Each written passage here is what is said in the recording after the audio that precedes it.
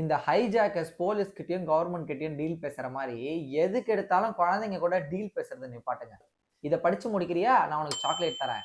நீ ஹோம்ஒர்க் பண்ணிடுறியா, நான் உனக்கு டிவி போட்டு காட்டுறேன். நீ சைலண்டா உட்காந்தனா நான் உன்னை ரவுண்டு கூட்டு போறேன் அப்படின்னு எதுக்கு எடுத்தாலும் ஒரு ரிவார்ட் கொடுக்குறோம். ஒன்றும் இல்லை, குழந்தைங்க ஏதாவது வரையறாங்கன்னு வச்சுக்கோங்களேன், அவங்க வரைஞ்சு முடிச்ச உடனே சூப்பரா வரைஞ்சிருக்கியே, அழகா எப்படி இந்த கலர் பண்ணினேன், எனக்கு ஒரே ஒரு தடவை பண்ணி காட்டேன் அப்படிங்கிற மாதிரி அந்த ஒர்க்கை பத்தி நீங்க வந்துட்டு கான்வர்சேஷன் பில்ட் பண்ணும்போது அந்த ஒர்க் மேல ஃபோக்கஸ்டா இருப்பாங்க.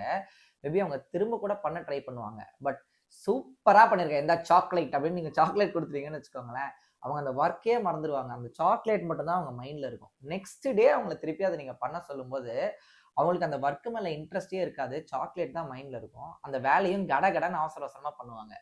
ஏன் சொல்றேன் அப்படின்னா, அந்த ரிவார்டுக்கும் ஒரு இம்பார்ட்டன்ஸ் இருக்குங்க. டங்கல் படம் பார்த்துருக்கீங்களா?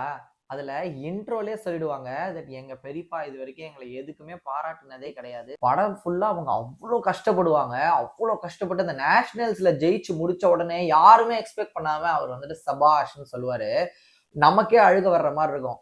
ஏன்னா அந்த ஒரு வார்த்தைக்காக அவங்க அவ்வளோ கஷ்டப்பட்டிருக்காங்க. அந்த மாதிரி குழந்தைங்களுக்கு எதுக்கு எடுத்தாலும் ஒரு ரிவார்ட் கொடுத்து கொடுத்து கொடுத்து அந்த ஒர்க்குக்கான வேல்யூவும் தெரியல, அந்த ரிவார்டுக்கான இம்பார்ட்டன்ஸும் தெரியல. ஸோ எதுக்கு எடுத்தாலும் குழந்தைங்க கூட டீல் பேசுறத நிப்பாட்டுங்க.